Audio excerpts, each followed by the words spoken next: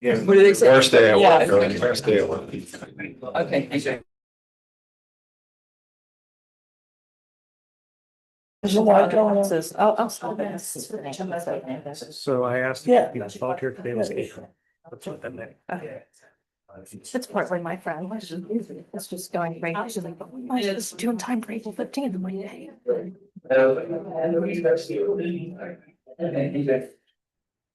Put his lights on.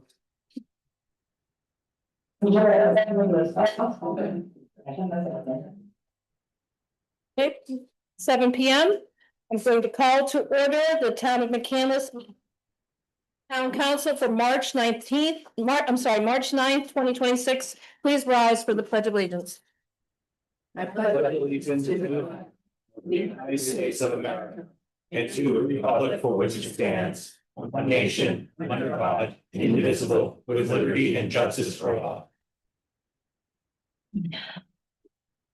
Thank you. We'd like to begin this evening with a few announcements. First one is we would like to welcome you to join us at our rescheduled Polar Plunge event in collaboration with North Allegany's Unified Bocce Team, which will be held Friday, March 20th from 4 to 6 p.m. at the North Allegheny High School. We are also going to be gathering on March 22nd to celebrate the 175th birthday of McCandless from 1 p.m. to 4 p.m. at the Public Works Garage, where we will be giving away 175 trees from Tree Pittsburgh to celebrate. Registration is required and you must be a resident of McCandless. Please see our website for more info. Another exciting event is the Town of McCandless Easter egg hunt on Saturday, March 28th at the Lorraine Rogers Soccer Field. Pre-registration is required and is now open for residents. We'd also like to encourage everyone on April 25th to attend the Northland Public Library 2026 Garden Gala. Phantom of the Library is the theme this year. Always a lot of fun and tickets are available on their website. The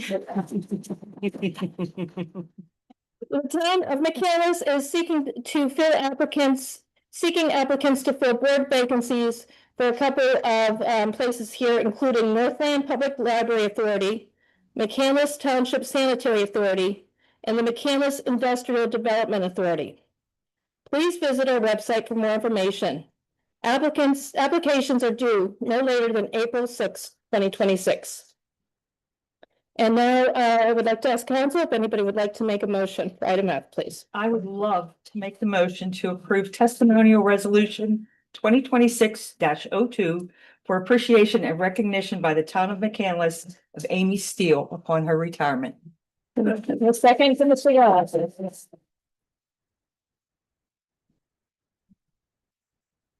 Ms. Steele, if you'd like to skip this.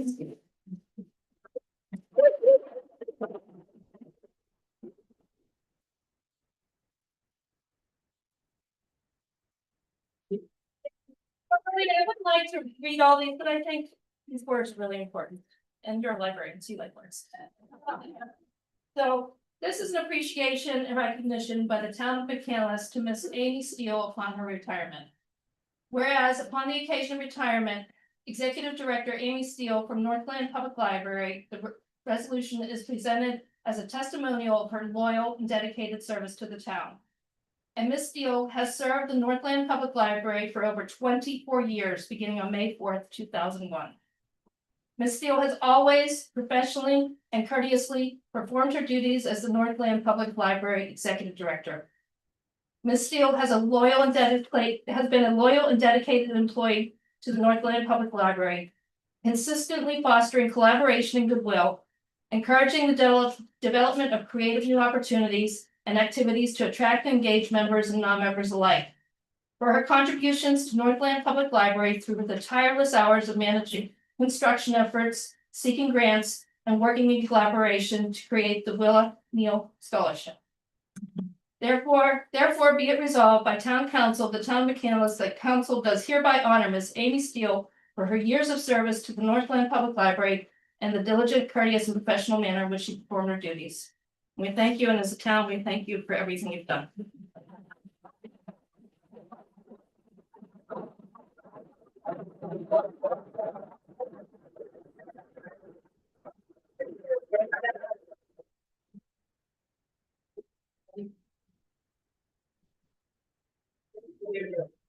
Speech, speech, speech.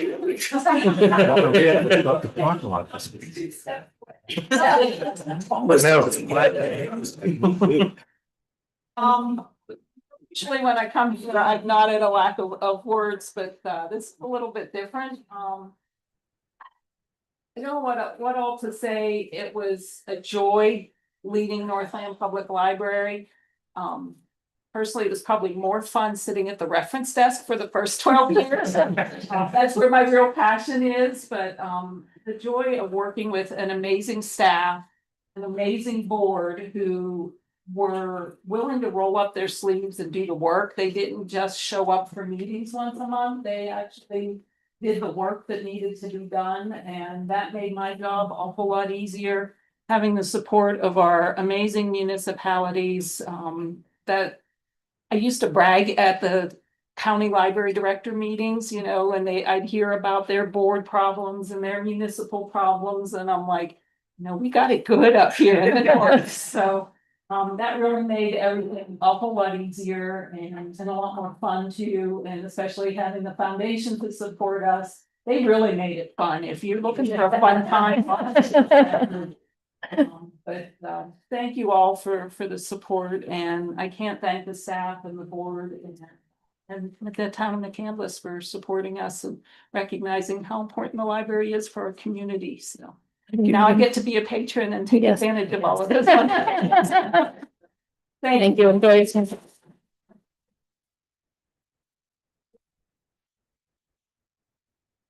Thank you. And if council has no further announcements, we'll move on to before we begin public comment on agenda items, we do have a public hearing. There was a motion and a second on the resolution that we We never. didn't have- So thank just you. take a vote and we'll be. Okay, the motion and a second.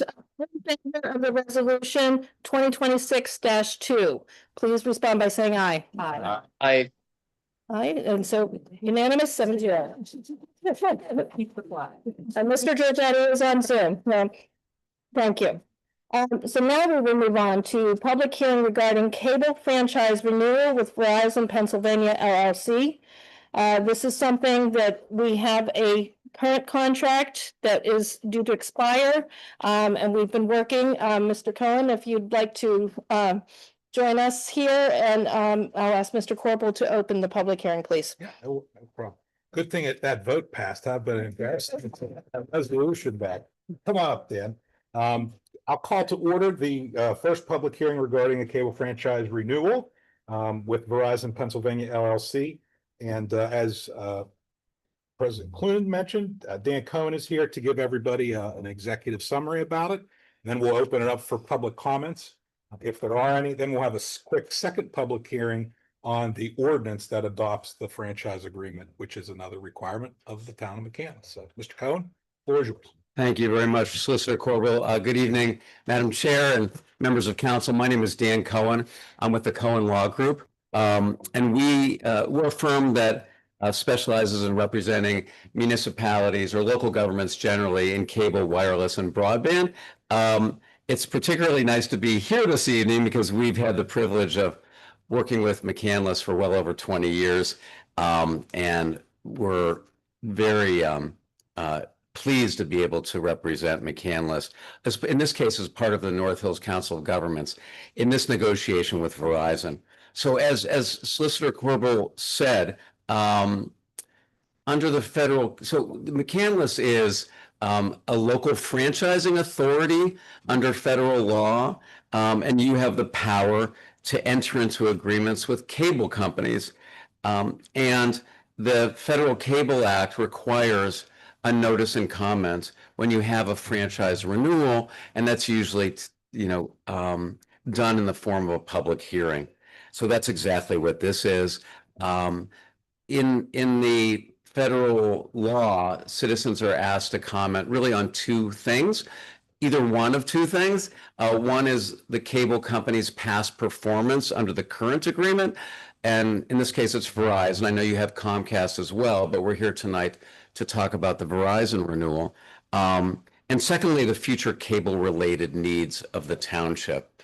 I'm happy if you would like, Mr. Solicitor, to talk for a moment about the franchise agreement that's before council? That would be perfect. Okay, great. We can do that quickly. I know I happen to see the agenda and I know you have a crowded agenda tonight. Maybe it makes sense to begin by talking for a moment about the cable environment, and what that's like to negotiate with a cable company these days. It's a very, I've been doing this for a long time, and it's the most challenging environment I've ever seen in negotiating with cable operators because there's so much more competition. One is the competition between traditional cable companies, Comcast and Verizon.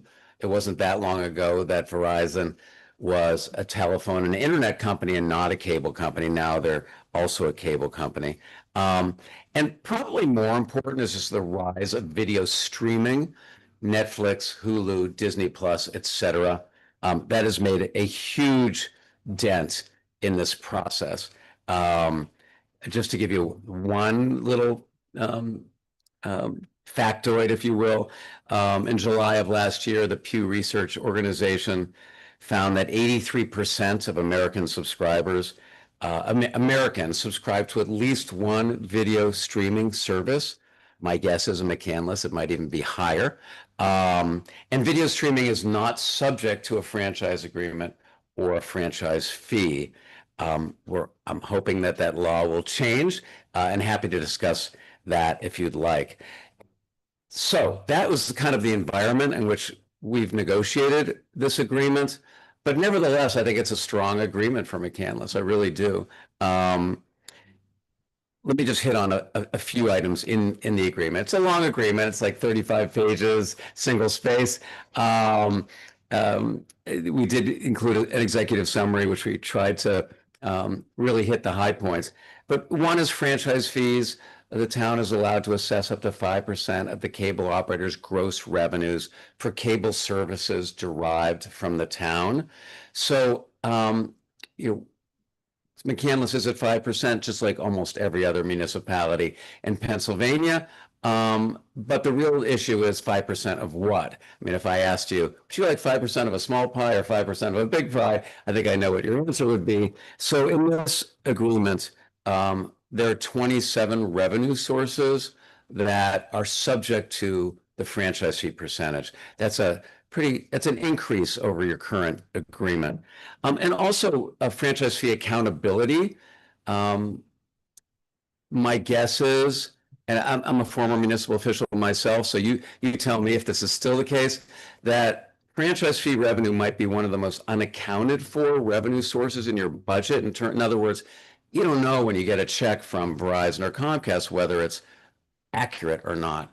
So there's stronger franchise fee accountability in this agreement, including a strong right to audit, an ability to be paid for the cost of that audit, up to $8,000 should there be underpayments that are found. It requires Verizon to provide audit financials within 45 days. I know that may sound like a minor issue. It's not. It sometimes takes months and months to get financials from cable operators. I think with this agreement, it'll be tighter and a better process. Free services. So in this, I could take an hour on this subject. I'm going to take just 1 minute. In 2019, the FCC came out with an order saying that for municipalities that assess 5% of franchise fees, any in-kind contributions can be offset against franchise fees.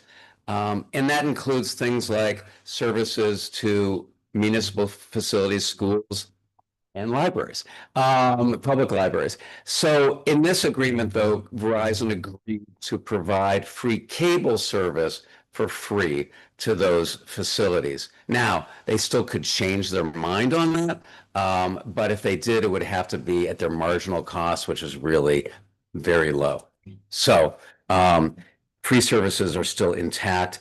There's strong customer service standards in this agreement.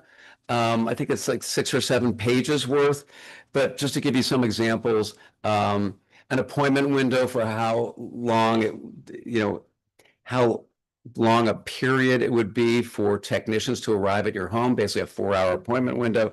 When Verizon can charge late fees, they can't charge them prematurely. Credits for service interruptions, if there are service interruptions. A complaint, a customer complaint process. Those are just examples of things that are in the customer service standards. Just a couple other things. There's stronger enforcement in this agreement than in your current agreement, and includes monetary fines, otherwise known as liquidated damages. They're daily fines. They're not high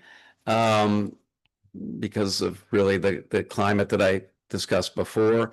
But they are daily, and they will get Verizon's attention if you happen to have the need to slap monetary fines on the cable operator.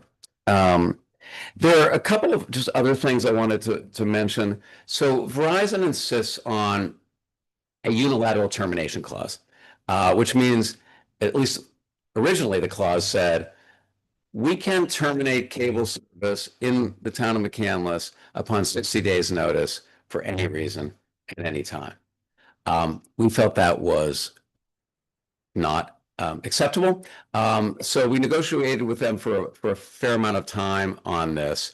And what we ended up with was they have to give a year's notice before they pull the plug on cable service. Now, this is not internet service, but it could end up being that, but highly unlikely.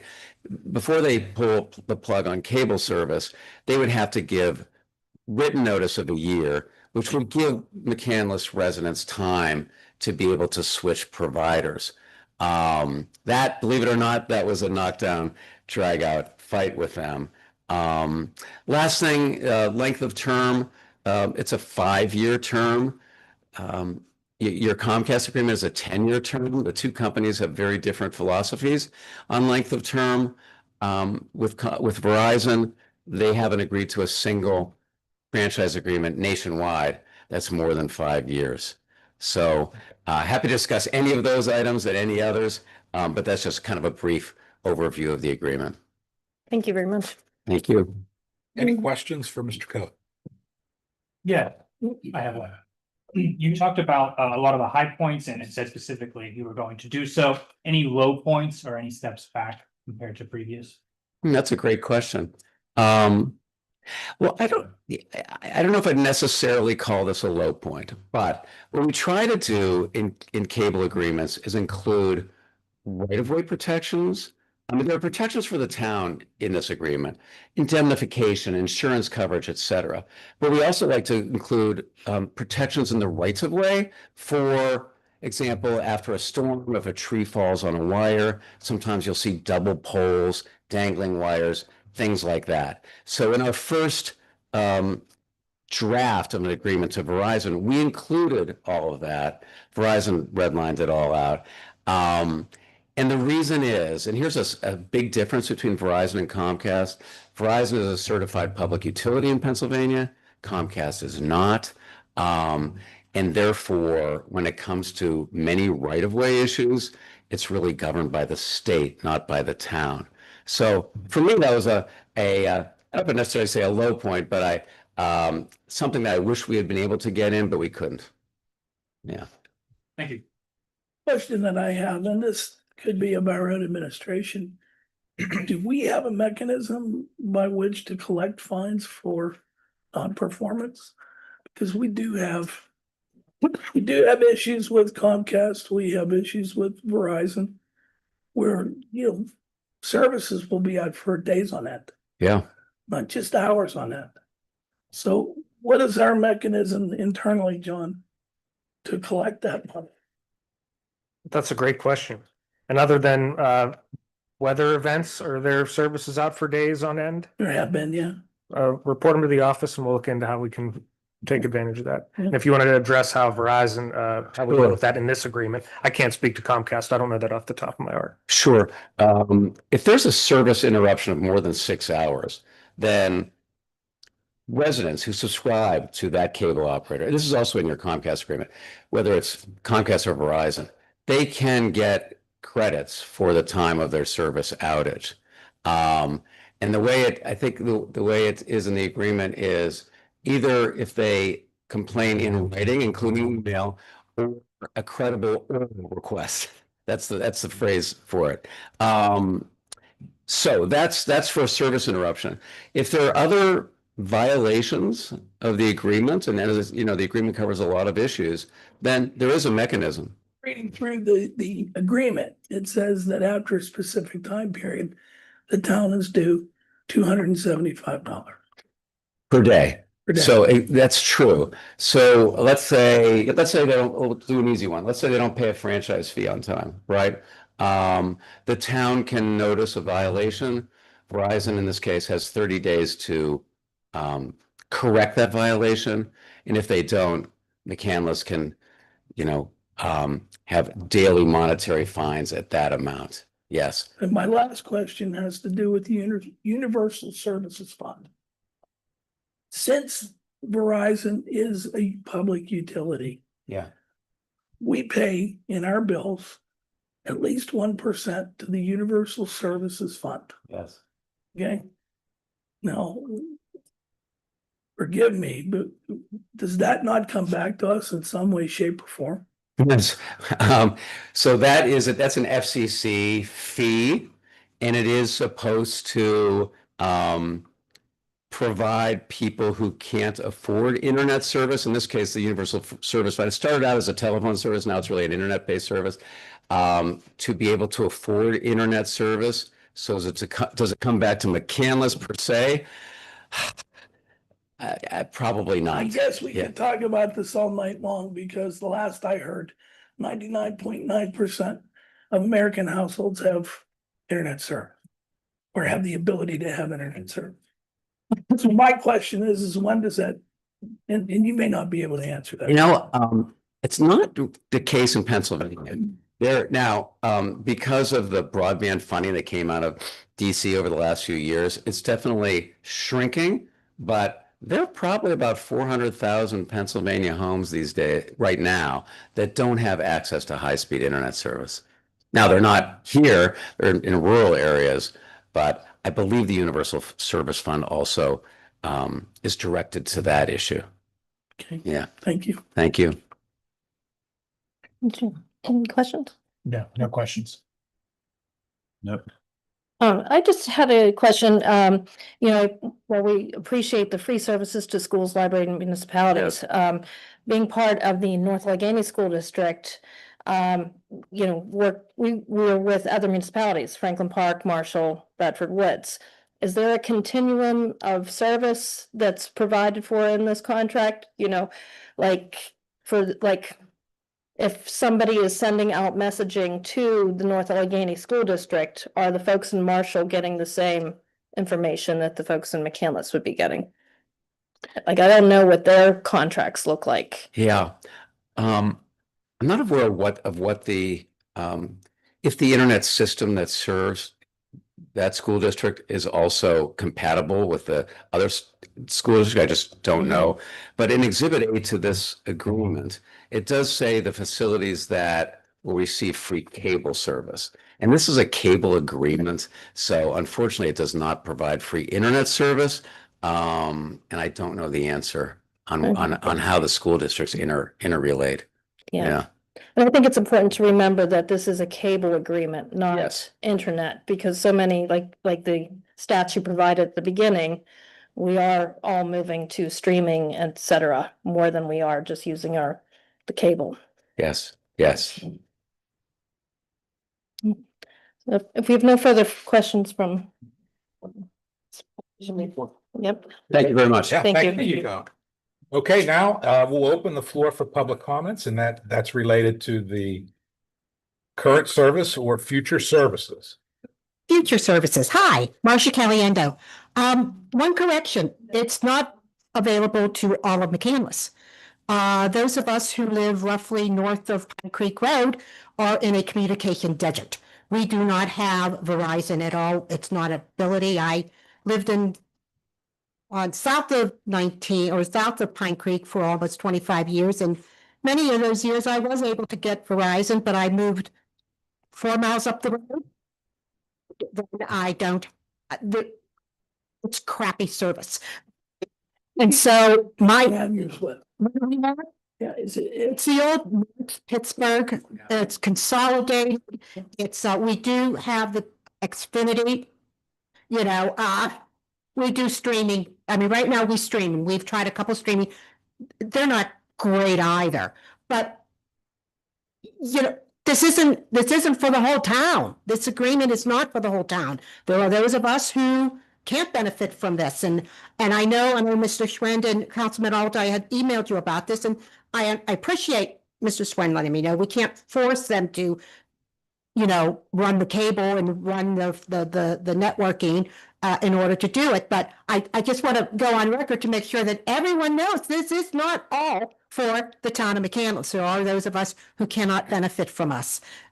So I would, and I kind of blows my mind why not, but I'm sure that's another discussion for another time. But it would be great if we could. I know somebody sitting next to me would love to be able to get Verizon back because it is better. So I would just hope that that's something that the town could look into. Spends her time in the library. I don't know. Councilman Cleveland, you bring up a good point. Nash probably doesn't have Verizon. Marshall Middle wouldn't have it. I don't know about anything in Franklin Park. I don't know which way it goes, but though everything north of Pine Creek is not Verizon. So I don't know what they have. So Thank you. Thank you. Thank you for your comment.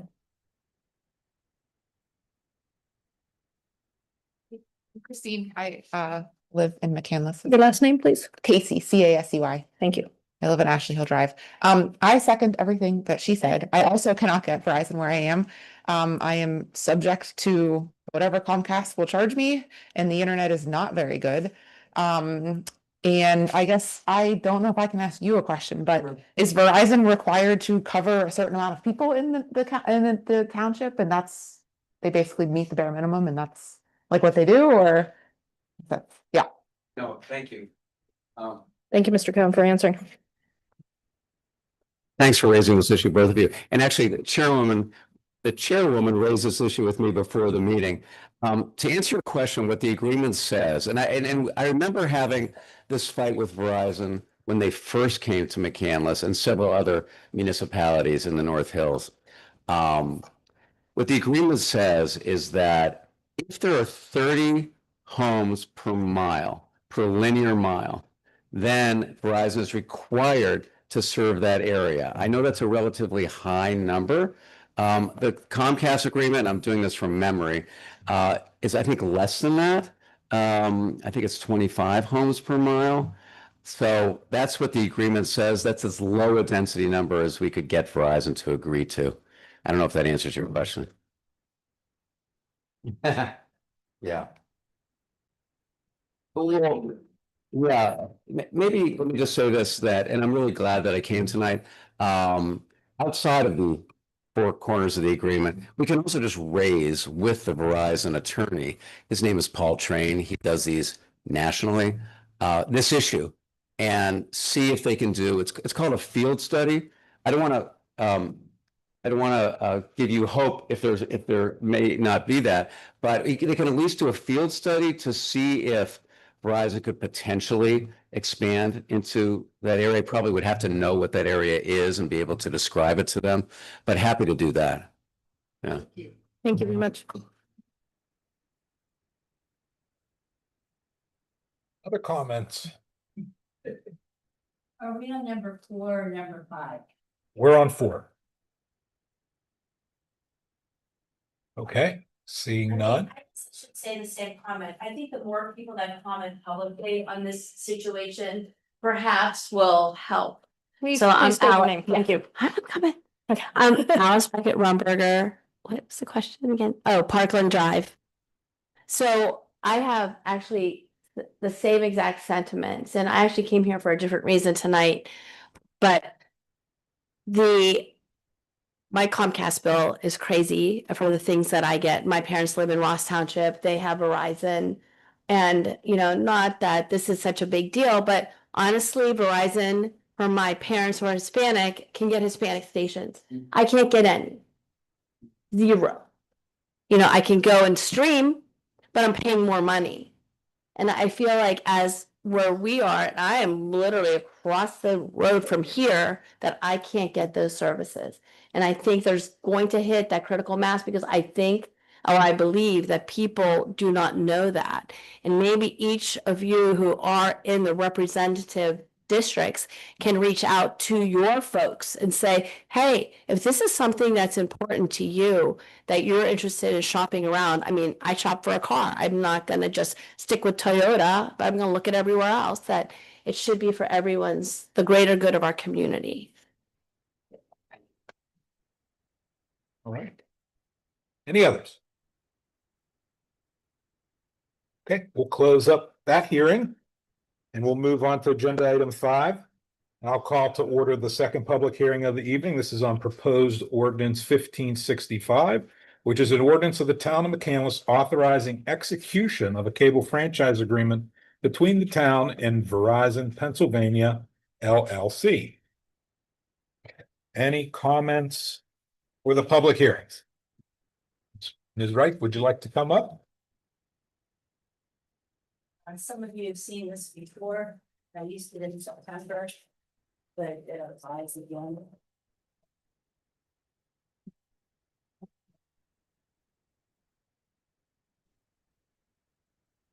So I'm looking at the green side.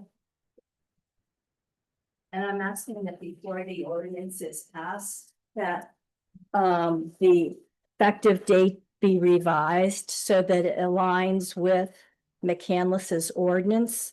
So on the green side, McCandless ordinance says the effective date of an ordinance 10 days after advertisement or 10 days after enactment if advertisement fails to appear for reasons beyond council's control. And down below are examples, ordinance number 1504 from September 14th. And it says becomes effective 10 days after proper advertisement thereof. And then ordinance number 1510, which was from February 2021, also has an effective date 10 days after proper advertisement thereof. I apologize for not having the exact wording for the current ordinance, but it does not have this becomes effective 10 days after it. I believe it has ordained. The one that was on the back were the leash ordinance and the solicitation ordinance, and they were changed prior to passage in the minutes so that they reflected McCandless ordinances 10 days afterwards. Now, I know that there's a public notice out there that says that the public notice will also serve as the post enactment and ordinance. However, that's real. When does that start? It's very unclear. And why not just use the clear language that reflects McCandless's ordinance with the 10 days after enactment? So that is what my request is that we use the clear language from the ordinance so we know when it is effective and the ordinance is very clear. Thank you for your comment. Yeah, I have a question about that myself. This is an ordinance authorizing the execution of a cable franchise agreement, correct? Correct. So the ordinance is going to have a different execution agreement than the agreement itself would. Because the agreement itself has the execution not only of the town of McCandless, but it also has to require the signatures and a proper execution on behalf of Verizon. So that's where the changes in dates would come, I believe. Am I wrong about that, Steve? No. I mean, you typically we would say that the ordinance becomes effective in accordance with law or other similar language, which would incorporate all of these. But the authorization to execute the agreement itself won't become effective until both parties sign, unless there's other language in there that I'm not aware of, that I don't recall reading today, but did you have something you'd like to add? I completely defer to the solicitor on this issue. The only thing I wanted to add is the effective date of the agreement, it's a defined term in the agreement, and it says it's the date that the town council approves the agreement. You're right. Normally in a contract, it's when the latter party signs, but that's not the case with this agreement. Just saying.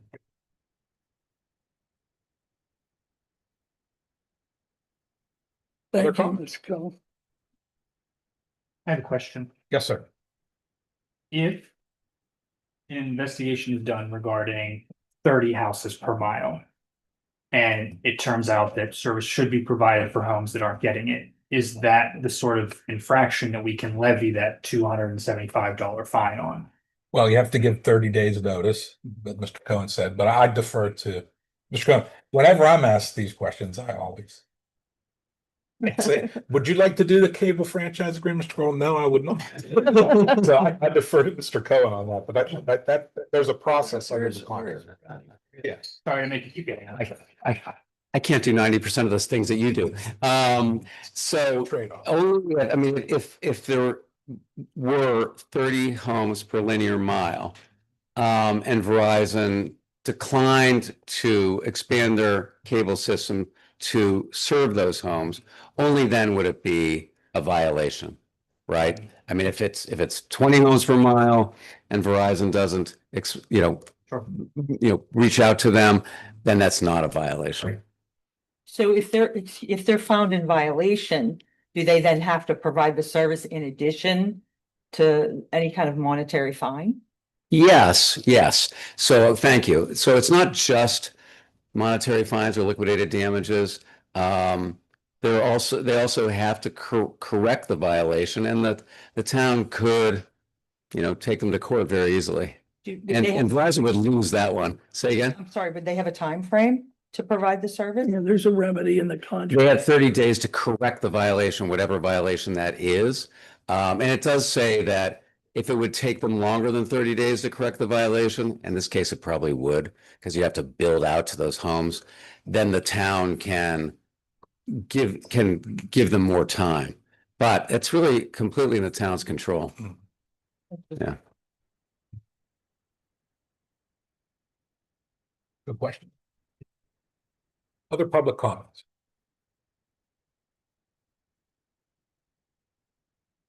Heckman.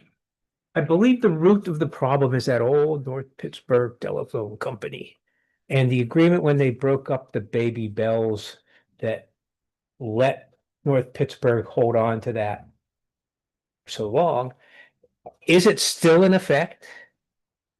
Is that the stumbling point here, that those of us that live north of the North Pittsburgh line, is that still legally binding on the town to be able to say, no, we should be able to have that franchise, that area franchised for our residents? I was 10. I mean, I'm giving you a simple answer. I don't know. I do know that North Pittsburgh Telephone was, and I don't mean to take your space here, was acquired by Consolidated. And I know that at some point along the way, there was an agreement with Consolidated. I don't know what the status of that is. I'd be happy to check on it. Yeah. There'd be a lot of happy people if we find out we could have. Okay. A lot.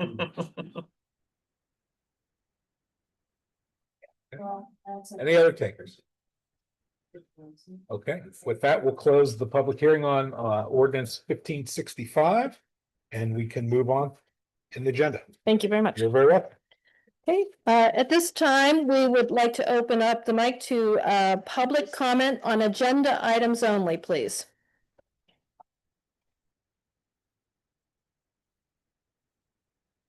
Ellen, ready? My first comment's going to be on 10F, the strategic planning consultant. I'm kind of curious what the history of this is, what are we trying to have a strategic plan for? Is the community going to be involved? In 2019, we had a comprehensive plan. We're still within the comprehensive timeline. So I'm hopeful that there will be some background information as to the what, when, where, why, and how. My second comment is about 10D.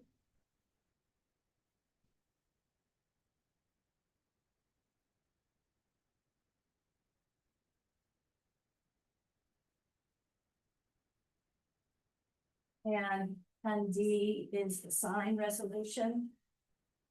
The February 3rd Planning Commission agenda did not say that there would be a vote on the sign ordinance for the recommendation. In the second bubble, Roman numeral 6 just says sign ordinance review.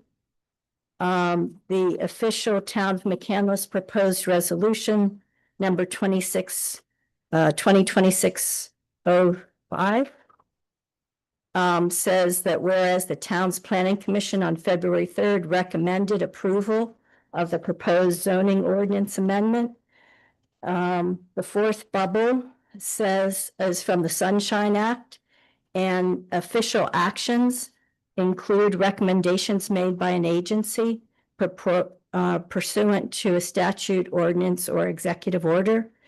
And I'm happy to see that 1, 2, 3, 4, 5, that this isn't proposed for action until March 23rd.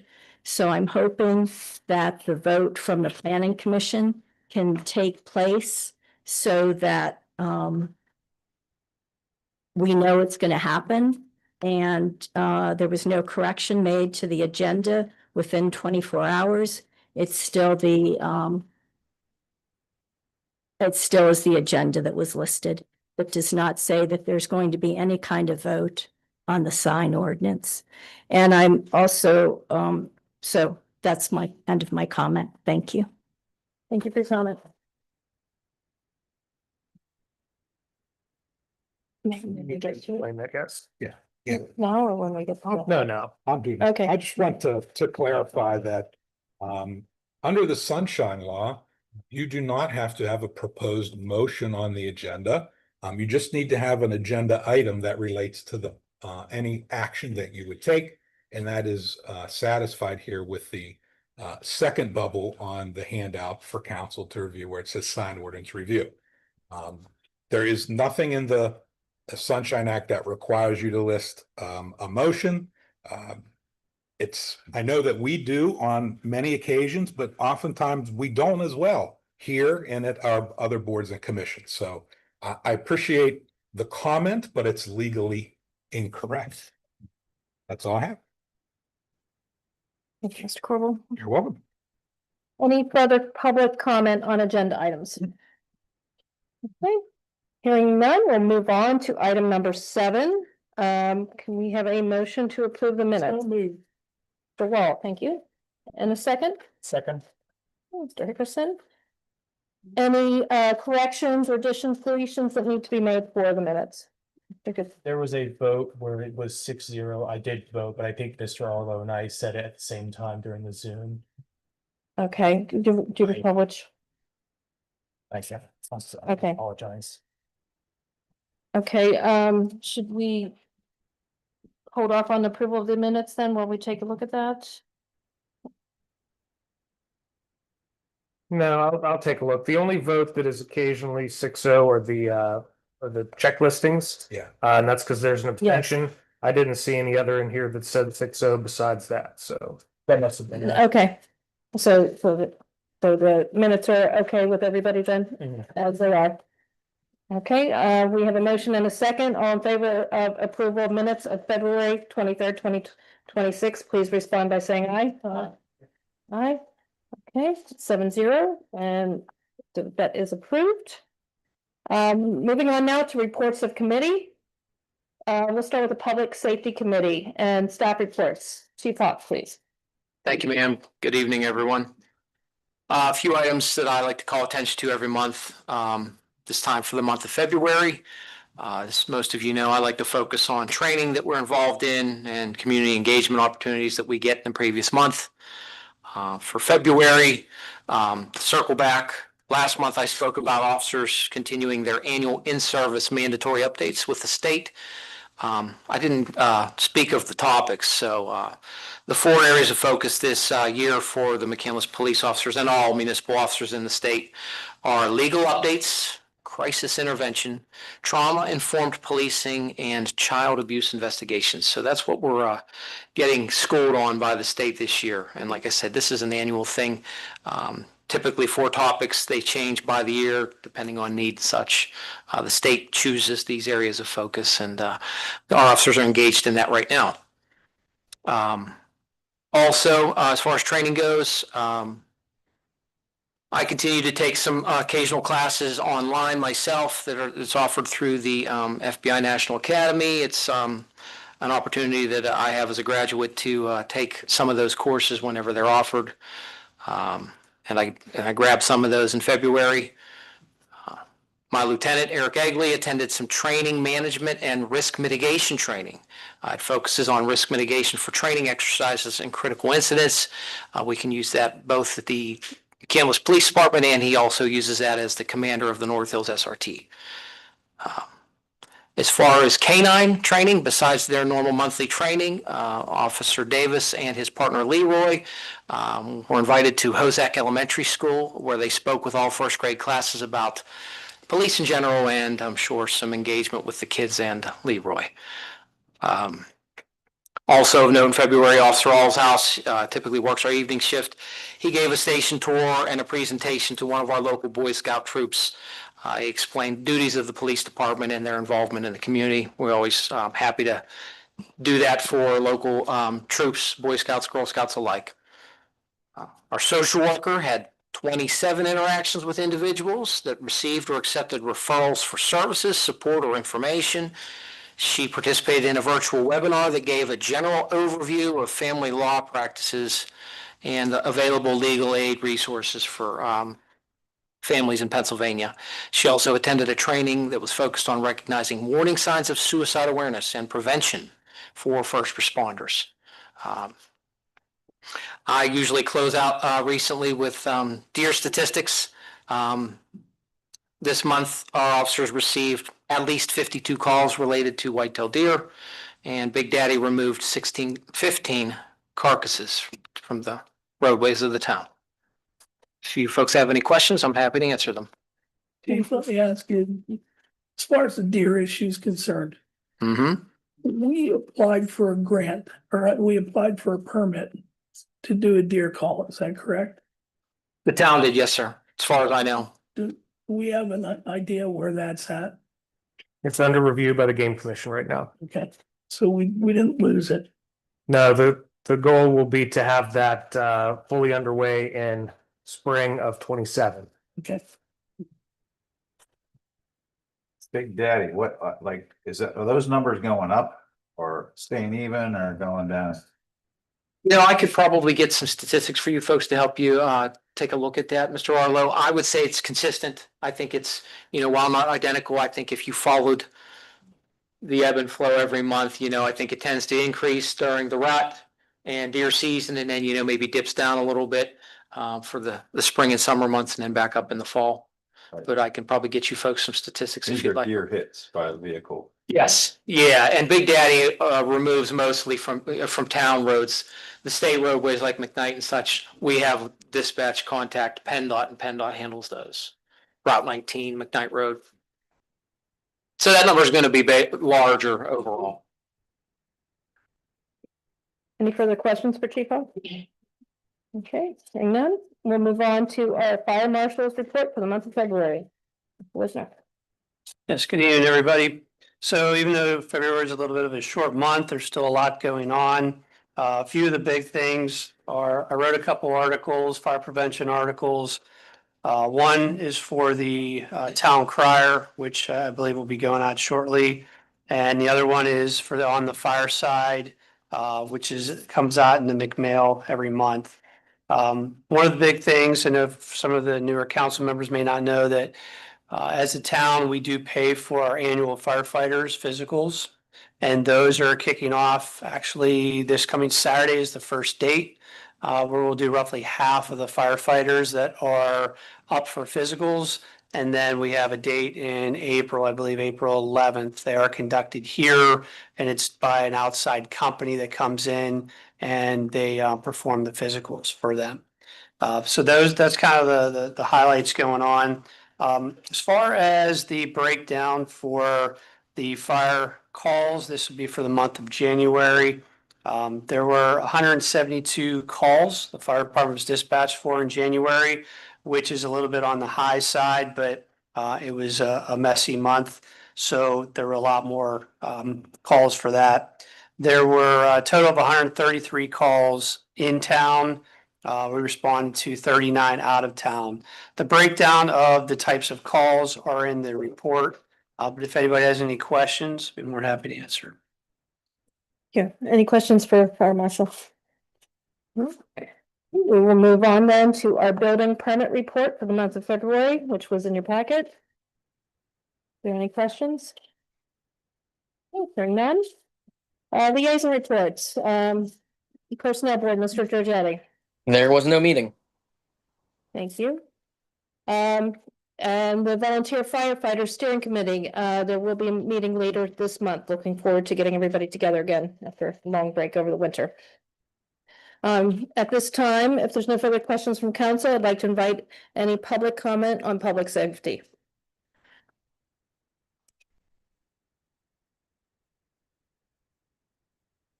I just have sort of a comment for our chief that I know that you may be aware of in the city of Pittsburgh where an autistic young man was treated very badly by the police. They didn't pay attention to the way he was walking, to the way he was responding. And I know that our police are trained to look for things like that. Is that right? They are, yes. Thank you. Do you still have those stickers available for vehicles? Yeah, we do have some stickers downstairs that are available with folks who have, someone with special needs at their home they can display. We also have a program where we can relay that information to our dispatch center. They can log it in their system so that if we get a call at that address, they can remind officers that you might have somebody with special needs at that house. And we do get periodic training. We try to grab it whenever it's available, whether it's through the state or the county police academy, or any other resource. We do take that whenever it's available. Thank you. Thank you. Any further public comment on public safety? Hearing none, we will move on to reports of facilities management. Staff report, Public Works, Mr. Adamante. Couple highlights for the month of February. We continued the basin replacement program on West Arcadia, David Drive and Sunset Road. We finished up the Wall Park culvert, going into the park. That is complete. We continued fixing mailboxes from the snowstorm. And we did some painting here at Town Hall and put in a new door at the police department. Thank you. I know I got a few phone calls and saw a lot of chatter online about the traffic signal at Perrymont and McKnight over the weekend. Sure, it maybe even impacted many people in this room. Do you have any updates on that for us? We are waiting on a part for that. My sign department came out on Saturday, I believe it was. Yes, it was Saturday, and they were able to put it into reset, and that has seemed to help. It did help, I think. I noticed an But improvement. we are waiting on that part, and as soon as that comes in, it should be good from there on out. Very good. Is there a time frame for when Wall Park will be open for residential use? When the park opens, I believe in April. April 1st. Yeah, there will be no delay on that since the culvert is finished. Okay. Any further questions on Public Works? Okay, we'll move on to liaison reports and the Environmental Advisory Committee, Mr. Hickerson. Well, Jeff Petro emailed me last week saying that McCandless got its gold certification from Sustainable PA. And it's actually, again, it's not the first time, which gold is the highest level. And this is given for townships who use resources efficiently and applying the best practices for municipal operations. This includes energy use, local climate plan, community engagement, and municipal operations like parks. This is the second time so far in the last few years that we've received gold, and it's good that we got gold, but it's even more impressive that we retained gold. Another thing is that the Environmental Advisory Committee will be having its annual roadside cleanup on Saturday, April 25th at 8:30 a.m. here at the DPW building. Thank you. I did have a question for you. The last minutes, and I know you're new to the committee, but it talked about something called a purple air monitor. Yes, so that is air quality monitor that we received last year. They actually installed it right after I took office, but I forget the exact location, but it's part of a network monitoring the air quality across the country. So it's part of a network, and if you go on the website, you'll see the sensor and its location. It's actually pretty cool. It's very interesting. Thank you. Any questions for Mr. Hickerson about the EAC? Okay, and the ad hoc stormwater management committee, Mr. Babbitt. We will be meeting very soon. And hope to do so regularly. Yes. Thank you very much. And now, any public comment on facilities management?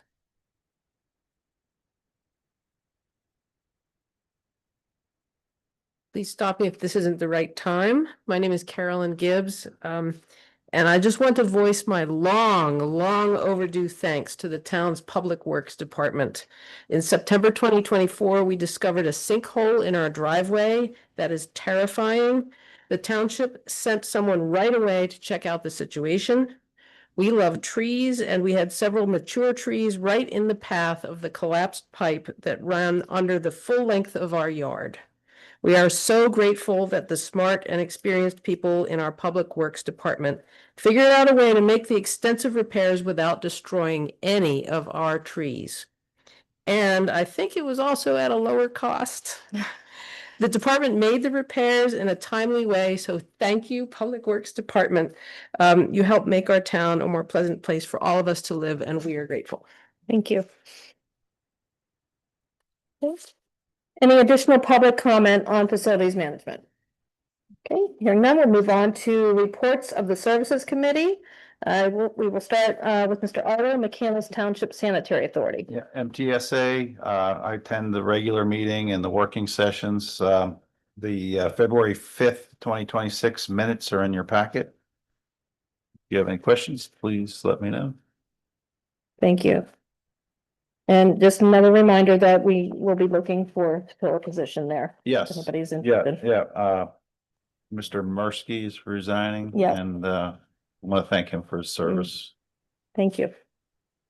Hey, McCandless Franklin Park Ambulance Authority, Mr. Giorgetti. MFPA is doing great as always. And I will remind everyone, you should have received an invite a while back to my colleagues on council for their annual reception being held before their board meeting at 5 o'clock on the 16th. So would love to see you guys there if you're able to attend. Thank you. Any questions for Mr. Giorgetti? Okay, and Northland Public Library, Mr. Babbitt. With Director Steele departure, the new executive director, Amanda Knight, will be taking the reins on March 23rd. The bulk of their meeting focused on retrospective for the last year. Some interesting facts about McCandless and its interaction with Northland. 40% of the people in McCandless have a library card. The average amount of checkouts and renewals per person is just over 13. So the people who do use it quite frequently. Once again, the library had over 1 million physical items checked out. That's several years in a row now. And most interesting to me, as a bit of a board game nerd, 97% of the board games were checked out at one point or another. So there's something there for everybody. We've checked out puzzles. So. And we will also have a departure from the board, Eileen Hellion. Yes. Thank you. Any public comment on services committees? Hearing none, we will move to item number 9, old business. And there is no old business. Number 10, new business. Mr. Otto, would you like to make a motion? Concerning the resignation of Thomas Mursky from McCandless Township Sanitary Authority. again, want to thank him for his service. We had a send off for him on Thursday on the working session and really appreciate everything he's done for our town. Second the motion. Okay, Mr. Wall. Okay, all in favor of accepting the resignation of Mr. Mursky, please respond by saying aye. Aye. Aye. Okay, motion carries. Okay, Mr. Babbage, would you like to take care of the next one, please? Yeah, action concerning the resignation of Irene Caliendo from the Northland Public Library Authority. All my interactions with Irene have been, she's been very level-headed, intelligent, and would be sorry she had gone with her. Did I get that right? And thank you, Mr. Wall. Okay, I did not get to know Mr. Mursky, but I do know Ms. Caliendo, and I appreciate all the service that you've provided our town as well. I know it's been a heavy lift the past couple of years getting the renovation through, and you did it. And thank you. We have a motion and a second. All in favor of accepting the resignation of Ms. Caliendo from the Library Authority, please respond by saying aye. Aye. Motion carries. Thank you. Okay, the next one, can we have a motion and then maybe Mr. Schwinn will explain what this is? Concerning proposed resolution 2026-04, a resolution of the town council of the town of McCandless be included in the Allegheny County Community Development Block Grant and Home Investment Partnership Program for 3 program years, 2027, 2028, 2029. Okay, so we have a motion to approve. Do we have a second? Second. Okay, Mr. Babbage. And Mr. Schwinn, would you mind sharing a little bit about? Is the Community Development Block Grant, CDBG, as it's referred to, administered through the Allegheny County and typically through the COGS. You apply through your COG in order to get funding. You have to choose as a municipality to opt in or opt out every 3 years. So by us choosing to opt in, it means that we will be eligible to participate in the CDBG and home programs. For McCandless, that mostly means we could apply for accessibility projects. You know, it's an income-driven grant program. However, accessibility projects, no matter what the income threshold of a community is, qualify. So opting in allows us to apply for the grants. Thank you. Any further questions from council? Okay, we have a motion and a second. All in favor of approving resolution 2026-4, please respond by saying aye. Aye. Okay, 7-0, motion carries. Item D, discussion regarding proposed resolution 2026-5, repealing and replacing resolution 2025-33. Any brief summary? Absolutely, yeah, and we have Matt Innes here tonight to talk about the reason why we need to do this. So Matt, if you would like to come up and make your comments. Yeah, I will definitely ask for that from you, Steve, but hello, council, thank you for having me. It's interesting not standing at the table tonight, sitting at the table, standing up here. So just to briefly discuss, so I had a little bit of an update from our February planning commission meeting. Actually, on the January planning commission was the original draft ordinance for the sign that was discussed in December, which is when we had brought the pending ordinance doctor in, which protects the town with the adjustments while we were looking and reviewing the ordinance. At our January meeting, we reviewed that ordinance in the planning commission and the public had a few comments. It was actually a really good example of like how the planning process is supposed to work. You know, you bring an ordinance, you have comments from the public, you have comments from the planning commission, and staff was able to go take those comments, create a new draft ordinance. Through that ordinance change, we had discussed the original sign ordinance had discussed just off-premise signs. So just talking about, you know, what we consider billboards. The draft ordinance that was brought to the planning commission included on-premise signs, some additions to our temporary sign code, and a few different amendments from that original ordinance. So, and Steve can kind of relay this a little bit further, but essentially, whenever you make a substantial change to an ordinance, that's whenever it's considered a reapproval of a re-review process. So for the municipality's planning code, resending this to the county for their review. And because of the timing with the planning commission and having multiple meetings for review, we've led to the point where our pending ordinance doctrine is expiring. And our town code requires that a resolution is passed prior to a public hearing. So the resolution tonight is for setting the public hearing. We have a planning commission recommendation for approval.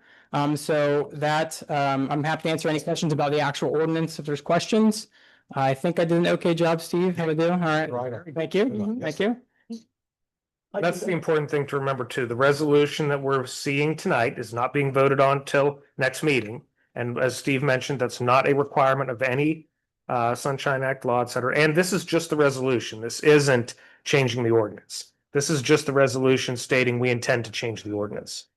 Again, it's providing that protection and it's bringing in the additional changes that the planning commission and the public discussed at the last two meetings. So it's a more it's a bigger change, but we'll be able to take advantage of those changes while the ordinance is pending. So it made sense to do this now and to maintain the changes that we talked about. Some of us talked about in December, and some of you, I think, were here to watch. So Yeah, this is a. And I would add that, typically, from what I've researched about these pending ordinance doctrines is, because we made a substantial change and with the timing is why we have to redo this resolution. Typically you'd have an ordinance, it'd get to, planning commission, go to town council, they'd approve it within that time frame. But because of the back and forth and trying to make sure that there was, a public comment, and we were able to kind of get this ordinance to the point that we felt was, comfortable for the town. And I think that's why we had that time frame extended a little bit further, where you typically would have it be within one, swing of that resolution. So that's what this resolution is for. I have a question about the short-term signage. Sure. In the documents that I read this week, they have 90-day. And that seems like an awful long number to me. For a temporary sign. So that's for any temporary sign that was in any property. So I know that there's different varying sign regulations for temporary signs on how long they're allowed to function. That's the existing is 90 days. That is not changing in this ordinance. Okay. Why couldn't it? It could. It could. It just was not. It was not brought up in any review or any discussion. Well, I reviewed it just this week. But the problem that I have against private landowners, but they're renting out space on active corners. And they put very large signs up, whether it be for wood chopping or whether it be for grass cutting or be landscaping. And they're obstructing. They're obstructing traffic vision. And one of them happens to be at the end of Duncan and Babcock. So we've had that problem for years. And every time we turn around, you address it with one of the inspectors. They take it down for 10 days. And then they say the clock's starting over. So they start it all over again. So essentially they get a 10-day break and they're getting a billboard coming back out again. Well, so temporary signs there's specific signs that are temporary, and then there's signs that are permitted signs. So in what was included in this sign ordinance is a couple different things. So what we've added is a temporary real estate construction development sign. So that's for if you have a new home that has something up. That is that wasn't defined prior. But that our sign code structurally, if there's a sign that gets placed into the ground, there's certain requirements that mean that you would have to get a permit. So for a temporary sign that's not posted in 90 days, that's what the ordinance, that's what the approval is. If somebody, there's certain requirements for size of temporary signs, which there wasn't a residential size prior to this ordinance. There was no maximum temporary sign that you can have, which we've now said that the maximum sign area for a temporary sign is 20 square feet, which is pretty, which I think is, good for the town, because that would limit the size required. There's no prior temporary sign size requirement. As for, if someone's renting or has a for sale sign that's like if it's doesn't meet these temporary sign ordinances, that's whenever we would go out and say, hey, you're in violation of a temporary, you have a sign that's lasted for more than 90 days, or you're in violation, and we go with the enforcement action. In terms of, the information that's in here, that just was never discussed prior. And let me stop you there. I understand the enforcement action. But then I also understand that if somebody's had it out there 90 days, there's nothing in that document that says how long it has to be done before the 90 days stop. You can take it down for 1 day and put it back up, and you have another 90 days. That applies to every type of temporary sign in the town. So that's political signs, any sign that you have on your property that's considered temporary. That's what that regulation applies to. You can't regulate it based on the content, so we have to No, get content neutral. And I know you are. I'm not talking about content. What I'm talking about is intent. Yeah. And when you get to a sign that's as big as the one on that yard at Babcock and Duncan, you're talking about essentially a billboard. Okay, so that's not zoned that way. It's a residential zoning area. So I'm not crazy about telling people what to do with their property. But if it puts people at risk, if it puts drivers at risk, it's got to come down. Well, if it's in the clear sight triangle. If there's a sign that's in the way that's blocking the clear sight triangle, our code already says that you can't do that.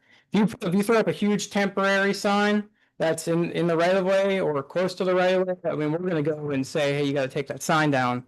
Because, I mean, this is really hammering down on is like, if you have a sign in your yard that says, I want to have a sign that says 90 days. I haven't felt that way since I was 8 years old. That's unfortunate. So I think that I know what you're speaking of, Mr. Wall, the property that you're speaking about. I think the 20-foot dimension will impact that as well. So in addition to it possibly being in the right of way, the 20-foot limitation will have an impact there too. There's more than one in the town. Yeah. So and to me, it's a safety issue. And I think it's also a revenue issue because somebody's trying to get around the zoning codes here in McCandless. Yeah, I mean, just from my experience since I've been here June of last year, there's a lot of signs in the town that don't follow this regulation. There's a ton. And one of my objectives for this year is to, once we have this sign ordinance that is essentially, to the point where we feel as a town comfortable that we're protected and we have it's updated into ordinance. I have a plan with my code enforcement to essentially send out a mass letter to any of the temporary, because really what we're hitting is if it's unpermitted, so if it's a sign that requires a permit and they're unpermitted, that's an enforcement action already. Nothing that changes in here would change that. Now, what we can do with some of these temporary signs and what we've looked at is over the number of years with these signs being put up, we're essentially going to send out a mass, hey, we've done, we've reviewed the town sign ordinance, we've reviewed these properties. We see that there's a number of, signs that do not meet this ordinance. We're going to send out a letter to all of these properties at once addressing, say you have 90 days to remove your temporary signage, or you have a sign that wasn't meeting the ordinance. But it's an undertaking to do that, especially, if you drive around the town, you can see how many signs, banner signs that are up that shouldn't be up. And we've sent to anything that was essentially a safety issue is what I have targeted in terms of signage. So we've had enforcement actions in the last 6 months regarding signs where we've had property owners take down signage in relation to that. But it's in terms of some of these issues that you've spoken of and seen, that I'm aware. I'm very well aware of those issues, and in the future, our code enforcement plans to take an aggressive approach at rectifying those. It's just an undertaking, and without having everything set in stone, we wanted to make sure that this gets. Just so I understand the discussion tonight with resolution 26, 2026-05, it actually cleans this up, right? It cleans up because we're repealing the old one. So the old one that was repealed there was because of what changed was substantial, we have to get sent to the county for a re-review. Because the county has to review it, there's a 45-day review period for the MPC. We then were put to the point where we weren't gonna meet the timelines for the public hearing in this resolution to meet that pending ordinance doctrine. Okay. So to cover our bases, we made sure that we sent back to the county for a re-review of the ordinance so that they were able to review the ordinance that we have proposed here. And then this resolution sets the public hearing. So this discussion is just to set the public hearing where we will all be talking about this again. This is actual ordinance where, it'll be it'll established public hearing through the MPC process. At the end of the day, we're at the mercy of how quickly the county gets back. Well, I mean, the county we have to give the county 45 days. After 45 days, we can pass this ordinance. If they don't send anything to us, we're just required to give them that time frame. But they will get us something back. I anticipate. Thank you for It's been pretty timely, in my experience, sometimes much earlier than you would expect. Yeah. So. Yeah, that just shocks me that the county has say over what signage we have in our. It's actually the state, that regulation comes from the municipality's planning code. So the municipality's planning code requires that if there's a county review body, that we have to send it to the review body for review. The county could say, hey, we don't like this, and we could say, we don't really care what your comments are. Yeah, If we wanted to, it's a requirement. It's advisory. Thank you. You're very welcome. Appreciate it. Thank you. Any further questions from council? Next, thank you. Thank you for being here tonight. Okay, so that was the discussion. We are not taking any action on that item today. Move on to E. Would someone like to make the motion, please? I'll make the motion to approve the purchase of 589 storage adapters for public fire hydrants in the town of McCandless regarding resolution number 18 of the 2024 series LSA grant application in the amount of $135,782.17, referencing CoStar's contract number 16-E22-246. Thank you, Mr. Wall. Second. Thank you, Ms. Alt. Any discussion or questions for Marshall Wisner? There is a correction to that. Okay. And one thing that we had to know, and it was pointed out to me, the number in the memo from Jeff is slightly higher than the number on the quote from Ferguson Waterworks. He had to add 2 hydrants to that number for 2 new town hydrants we had. It keeps us within that amount from the LSA grant. We need to ask for Mr. Wall to make his motion in the amount of $136,243.23. Do we need to change the number of adapters? As well. To 91. That's what it is. Yeah, the dollar amount is what's going to be important for our grant funding in the future. So. Okay. Ms.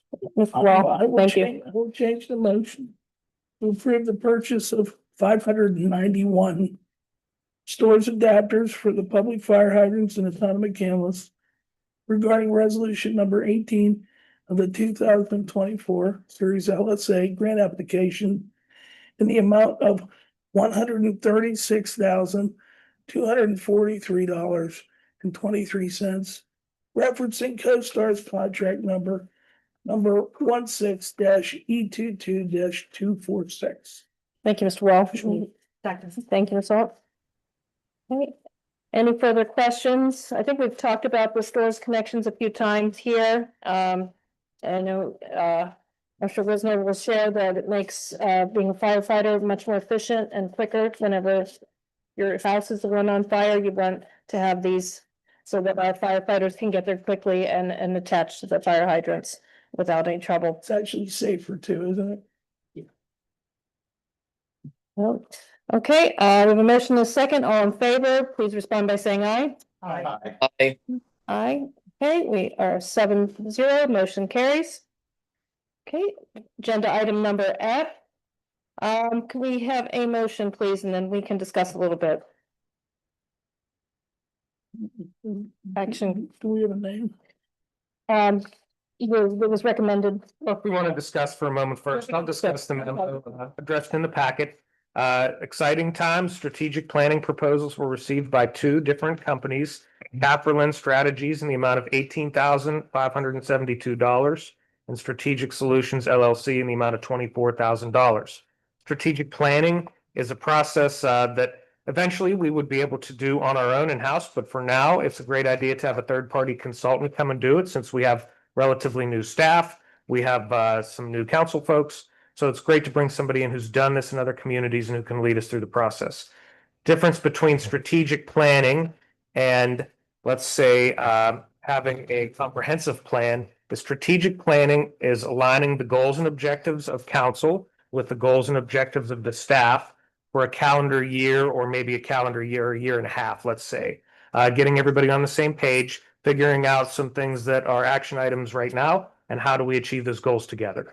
So both proposals were available to council for review. After staff had interviewed both candidates and looked through the proposals, we recommend hiring Capperlin Strategies for $18,572. I make a motion to approve the proposal from Capperlin Strategies to provide strategic planning consultation services to the town of McCandless in the amount of $18,572. $572. Thank you, Mr. Wells. We have a motion with a second. Second. Thank you, Mr. Hickerson. And I do want to say, as the longest standing member of this council, this has been in the budget, I think, at least 5 years. We've been talking about doing this with previous councils as well. I'm looking forward to it. It was something that I wanted to see happen years ago. You know, the comprehensive plan, if you look at it, is a little bigger. I see this as something, you know, really putting the comprehensive plan into action by setting these priorities, making these goals, making them attainable, while the comprehensive plan is more of a much larger picture of things. I really, I'm looking forward to working with our fellow council members and staff to see what we can accomplish here in the next year. Any further discussion from council on this? Okay, hearing none, we have a motion and a second. All in favor, please respond by saying aye. Aye. Okay, motion carries. Any nay? I'm sorry, I wasn't sure if I heard Ms. Farlow. Okay. Okay, motion carries. And now we move on to public comment for non-agenda items.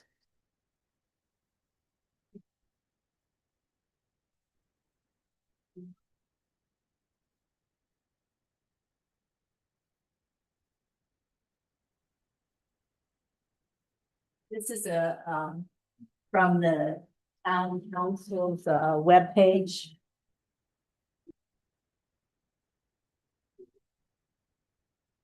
And it lists the council committees.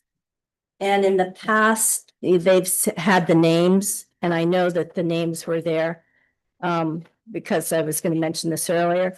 And I noticed maybe I missed it, but I just wondered if there's any council person who's on the Administration and Finance Committee. And this is from today. So it would be nice to have the names of the council members who are the liaisons for these different committees listed on the webpage. And Jack Casey, when I looked at it before, he was listed as the Administration and Finance Committee Chair and Liaison. So, and then my last comment is, I'm guessing that the flag is at half-mast for the service people who died. Is that why the flag is at half-mast outside the administration building? The state trooper that died? Okay. It would be nice, perhaps if we had a flag that was in better shape. The US flag is raggedy on the edges. And if perhaps a flag could replace that, then it would be respectful. Thank you for your comment.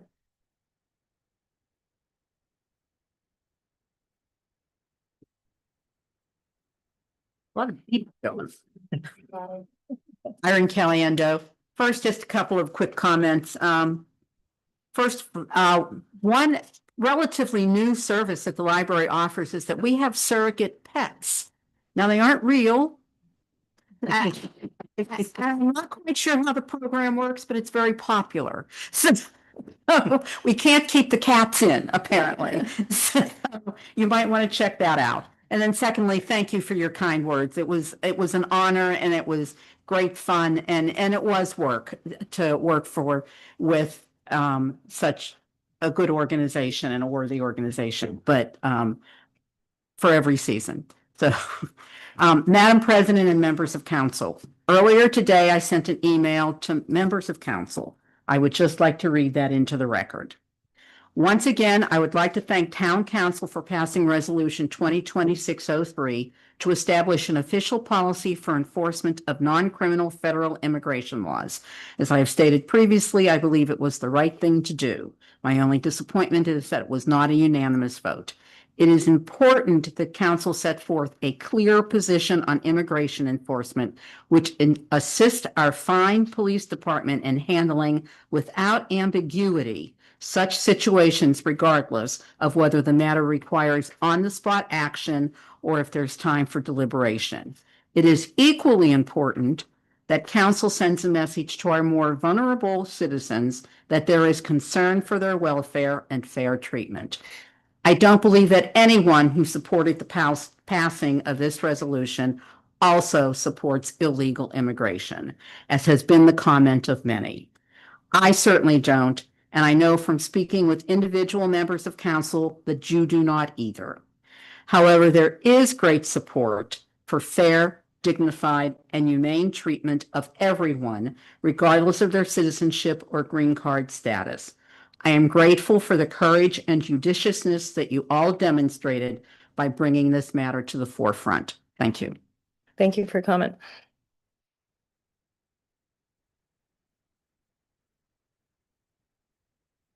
How can I follow that? I also, Rita Martin, wish to thank you for taking that vote.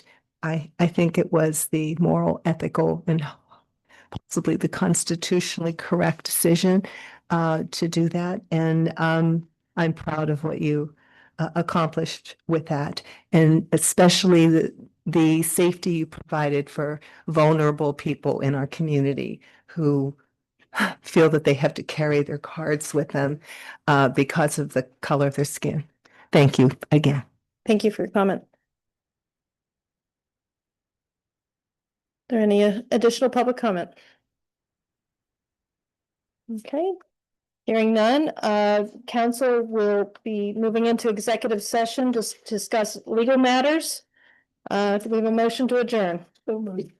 Second? Second. Thank you.